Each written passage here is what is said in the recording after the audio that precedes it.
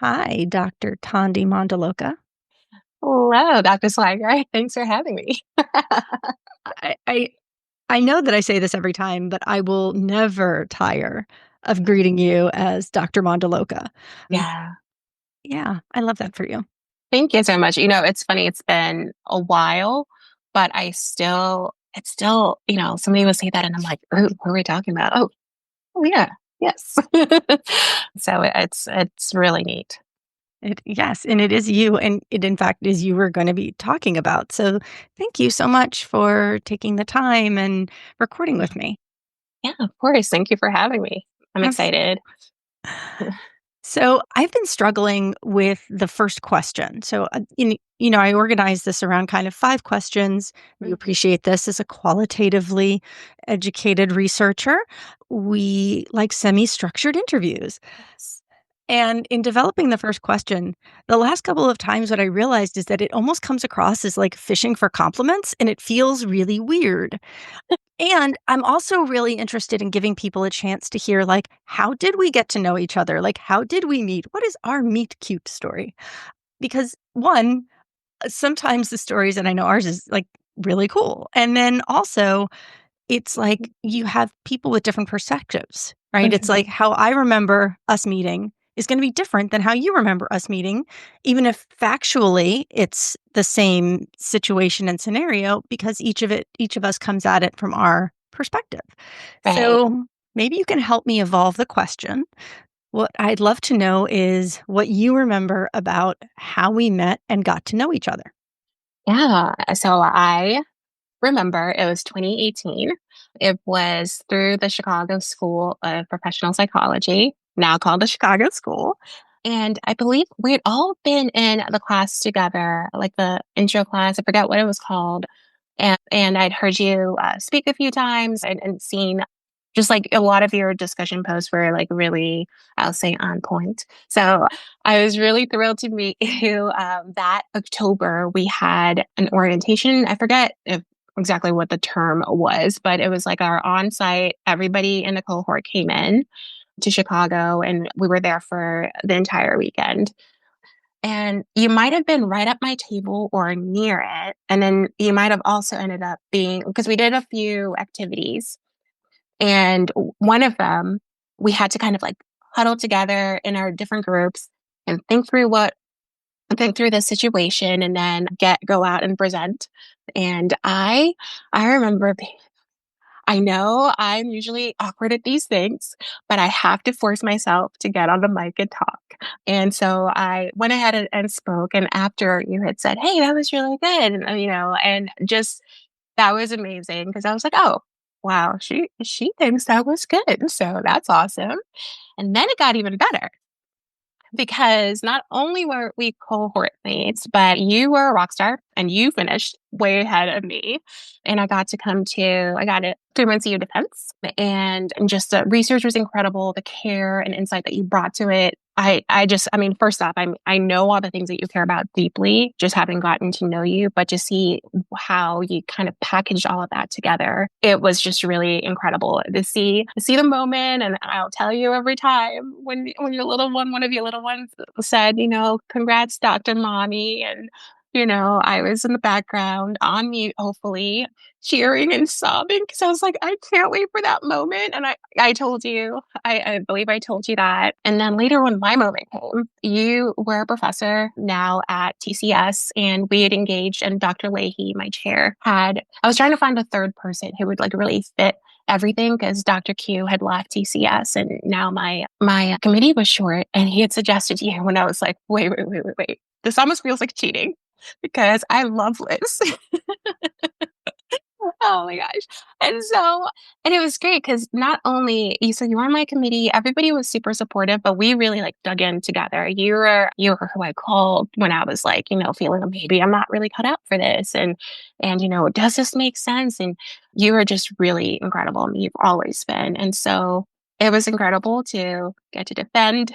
And you were there. And after defending, we've stayed in contact and I love everything that, you're putting out into the world all the things you're doing because it's like the Liz touch really, I think, helps the world shine a little bit brighter. Okay, now it's my turn to be over here sobbing. Oh my gosh, thank you. And once again, it totally backfired. I totally remember being there. Residency is what they called it. Yes. And I remember just like we didn't really because so much of our stuff was online and it was remote. Who do we really know? And it was we only knew each other from like the tiniest of thumbnails, like thumbnail Mhm. pictures, and Mhm. what we all wrote in the discussions. And similarly, what like attracted me to want to get to know you Mhm. was how much you contextualized what we were reading with your own experience. Mhm. And then just how real and vulnerable you were about your experience because you were going through a lot of life change at that time. Yeah. And you continued to as you went through your dissertation process. Mhm.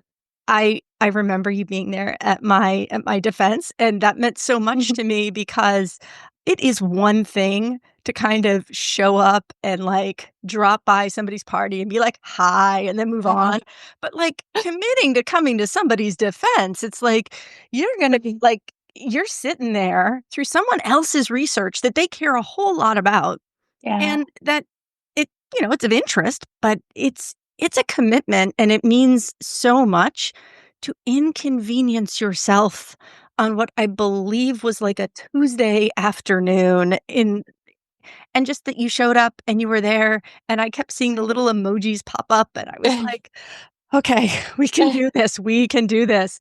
And I remember you telling me about that, how much that moment with my daughters meant to you. Yeah. And I remember saying to you at that time, and I know I repeated it again, I cannot wait to call you Dr. Mondoloka. Yes. And Mhm. when Dr. Leahy came to me and said, I've asked Tondi to reach out to you about Mhm. potentially being on her committee. First, Dr. Leahy was my advisor. And so I was like, oh my gosh, like you think I can whoa, like you think I can do this? Well, I never like Yeah. I didn't picture myself as an academic per se, right? That Mhm. was I had a mental model of what that would look like and it wasn't me. Right. And then thinking about like, wait a second, I could help someone and encourage someone and support someone who I think the world of get over this goal line that I know means so much to her because she's not just doing it for her. Yeah. Like you carried so much over that goal line with you. Yeah. You carried ancestors, you carried child, you carried like, you carried all of us, Mhm. and to just be present with you as you worked through that and material that's really difficult. Like, none of what we do comes without scrutiny and Mhm. questions, and especially your work. So, Right. it was just incredible to be with you in that, and I remember, like, your face when Dr. Leahy was like, "You passed. Yeah. You're there." And it was an incredible experience, and it was a gift that you gave me Oh. because it's your work. It is your work, and I will have feedback because I have opinions on everything. And at the end of the day, it is your choice and your work. You get to decide what of that feedback you take and turn into action. Right. You make those choices for yourself. And so just to be in that process with you was amazing. And so thank you for that gift. And I just love seeing how you've grown into this space now. So, congratulations. Thank you so much. We mentioned the part about growth, and I feel like the past year has been like a pretty big stretch, like especially the past 6 months, like really big. Like it's been a lot of growth on my part. And one of the things that is, I would say, even like, for example, like popping up on LinkedIn, I'm like on there more now. I'm just like, I'm kind of in this like phase of like, yeah, the world will take me as I am. And we could talk about that a little bit later, but it also stems from a moment, like as we were reviewing my dissertation as we were working together on that. It was, if you recall, I mean, my topic was a little spicy, right? It was on ERCOT, and I was thinking I was going in looking at an organization, and it ended up being so much more complex because systems of systems, and then it was like state government, and then administrations, and so much more. And I remember at one point I had said, maybe I shouldn't even talk about this. Maybe I should switch it. And maybe And this is after like hours and hours of listening to testimony and, just really digging in. And of course, on the other hand is we're qualitative researchers. We go where the research leads us, but sometimes saying some of the hard stuff can, be hard. And so you had also just really influenced me in that point. You had said, like own it. This is the truth, and so go forward with what you found. The world kind of needs to hear it, and so I did. And I feel like I did it then, and I'm doing it more now because of the little gems that you had sprinkled along the way. So again, I know you said not to, praise you too much, basically, but how can I not? So, okay, I'm gonna turn it around on you then, since that's where we're going. You have really upped kind of your professional presence online, and that has come with some real vulnerability, as well as some just really incredibly proud moments and great things and showcasing all that you've accomplished, which is a ton. What is it beyond that, beyond what gets posted? Mhm. What do you want people to know about you?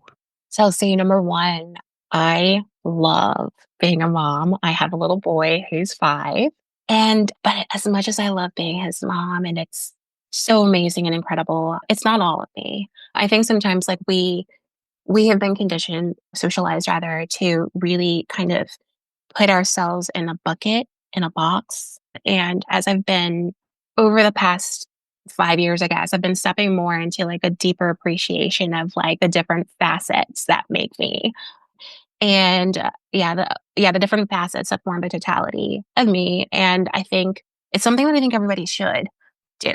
And so when it comes to like LinkedIn or professionally, I know we were taught for the longest time, kind of like you show up to work and you're going to be this professional and you're going to kind of sound like this and you're going to do all this, it's going to just be like your work self and so forth. And of course, I can't go in there like, blasting, I don't know, Katy Perry or whatever I was listening to today.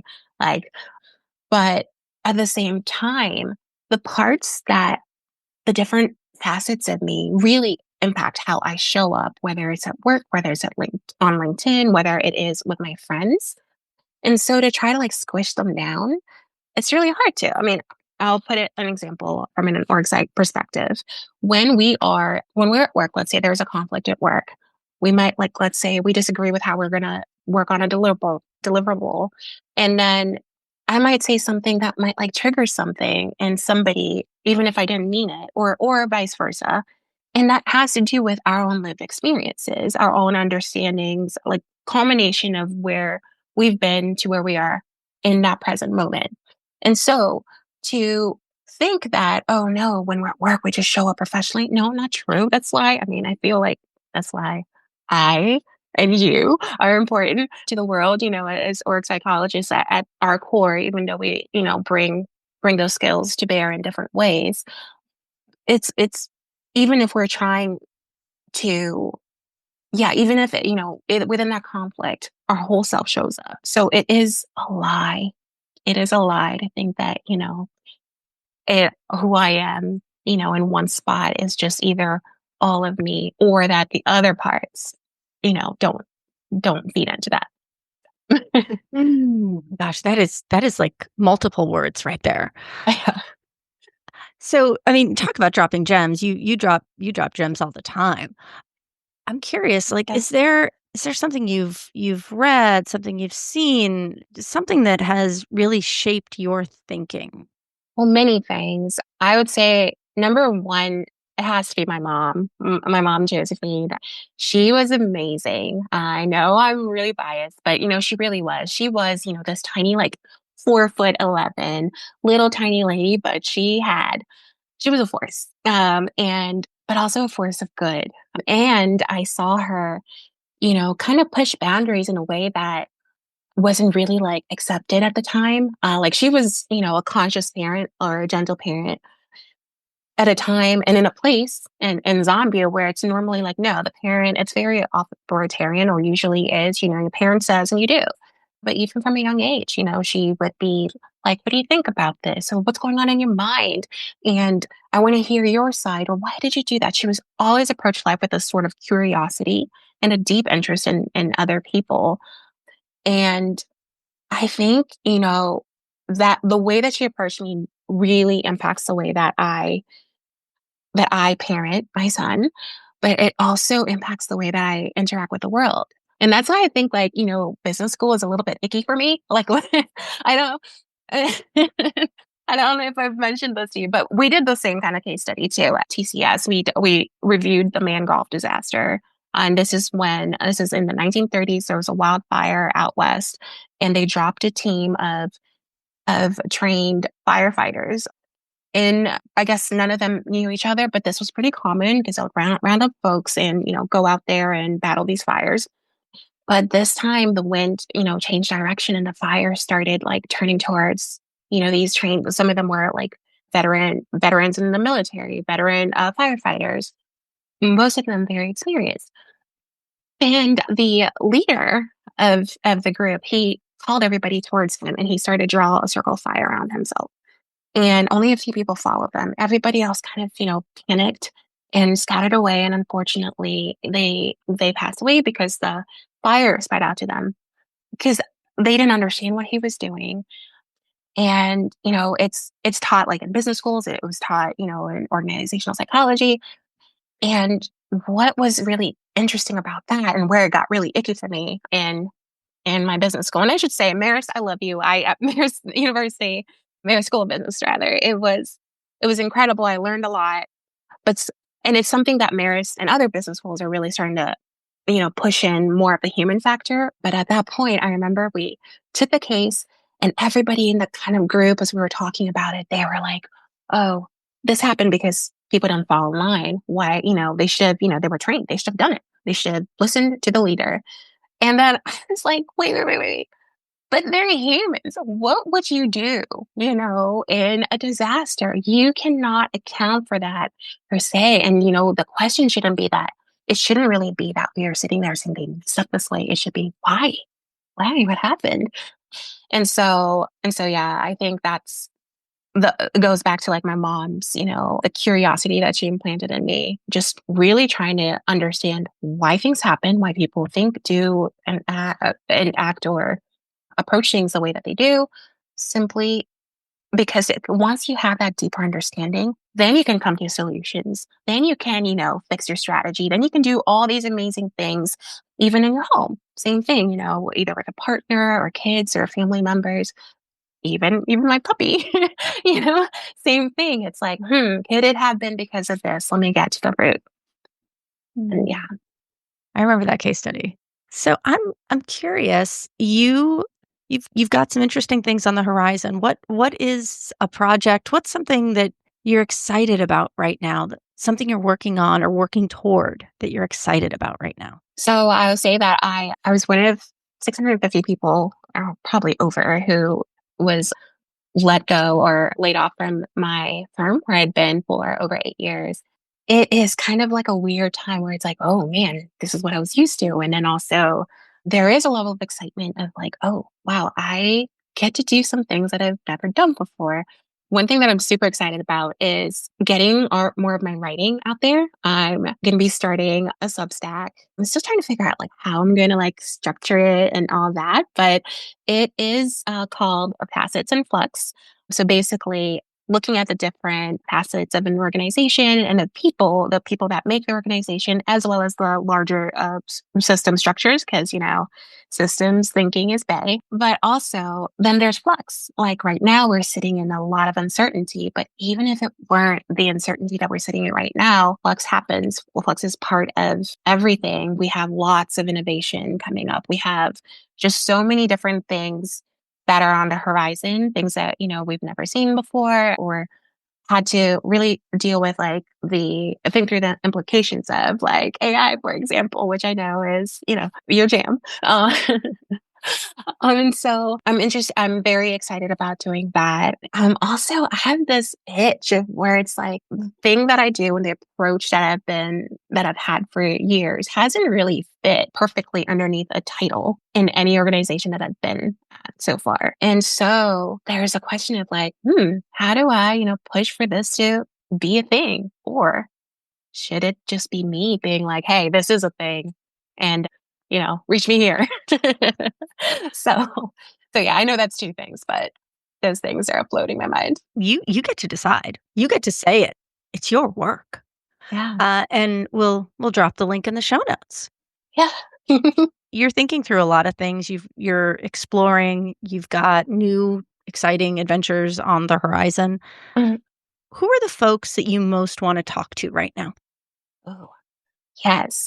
So, folks right now who are navigating the mess. So, I feel I number one is people. I love engaging with people, and I want to be able to use my own experiences. And I don't mean expertise, but I mean like my actual, like I've been in the grind, been through all the craziness, to help support folks who may be struggling right now. So definitely, if you would like to reach out, even if it's like, obviously, I should say, not a therapist.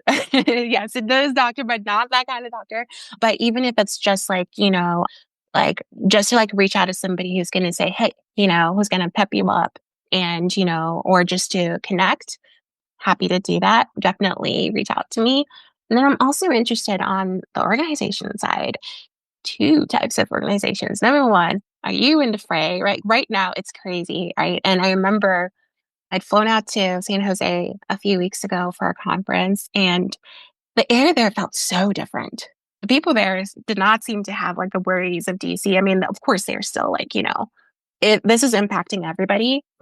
But what was really fascinating about it was just, yeah, there was just a sort of different kind of air. And when I was talking to somebody there about it, kind of rhymed there, I was saying that it feels like less heavy here. And, to be honest, like back home, we're freaking out. I was in the government contracting industry. We were really reliant on a stable government, the stable kind of like contracting environment. And so are my friends who are feds, who are federal employees and so forth. And for years, the federal government has always been seen as the beacon of stability. I will say that what's kind of happening right now, I had thought of as a scenario of, oh gosh, what could go wrong? Because I kind of feel like risk management is a little bit crazy, is lacking in that way. We're not as innovative and as crazy to think into like the low probability, high consequence events that we really should be now, especially in a a rapidly evolving dynamic world. So I'm interested if there's people are in the thick of it. Organizations are in the thick of it. And kind of just want to chat through like, hey, what are some things we should consider? Definitely reach out to me. And then on the other side, the innovators.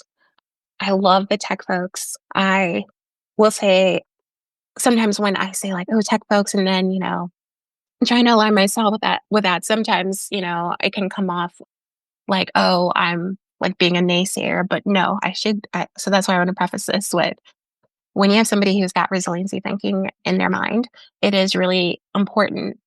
It's important for you because like, I am there basically to help you kind of see the gaps that you might not have that could be impacting you down the road.